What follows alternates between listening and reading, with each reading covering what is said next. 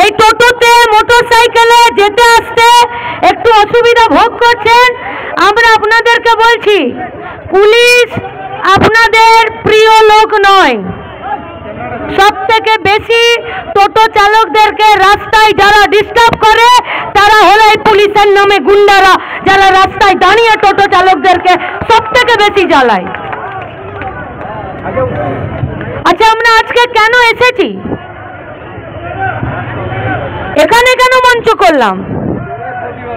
আচ্ছা, আমরা যদি ওই থানার গেটটাকে ভেঙে দিয়ে ভেতরে ঢোকার চেষ্টা করতাম, পুলিশ আটকাতে পারতো আপনাদেরকে? আজকে পারতো না তো। আচ্ছা, পুলিশ যদি আশপাশের থানা থেকেও লোক নিয়ে চলে আসতো তাহলেও কি আটকাতে পারতো? পারতো না। তানভীর হোক, এ হোক, জেড হোক, যে হোক,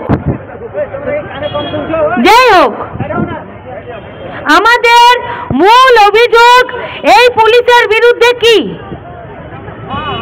অভিযোগ? আমাদের একটি মেয়ে, তাকে কিছু পাড়ার বকাটে ছেলেরা ডিস্টার্ব করছিল, আর মেয়েটি থানাতে পুলিশের কাছে সুরক্ষা নিরাপত্তা চাইতে গিয়ে অভিযোগ করতে গেছিল। মূল তো এইটা। পুলিশ যদি মেয়েটির অভিযোগ নিয়ে নিত, ছেলে দুটিকে ডেকে পাঠাতো, ছেলে দুটির কাছে শুনতো, মেয়েটার অভিযোগ শুনতো, তারপরে কার দোষ কার নয় এটা যদি মীমাংসা করে দিত, কোনো পার্টির নেতাকে থানাতে যেতে লাগতো? লাগতো না তো। তাহলে এই ইস্যুটা কি খলিলদার ইস্যু? না তো।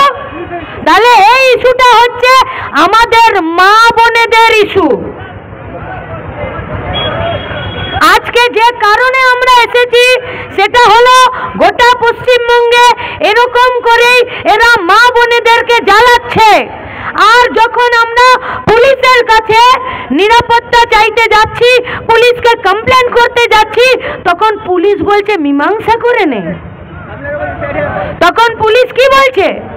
মীমাংসা করে নে। ইজ্জতের দামের সঙ্গে মীমাংসা হয় নাকি?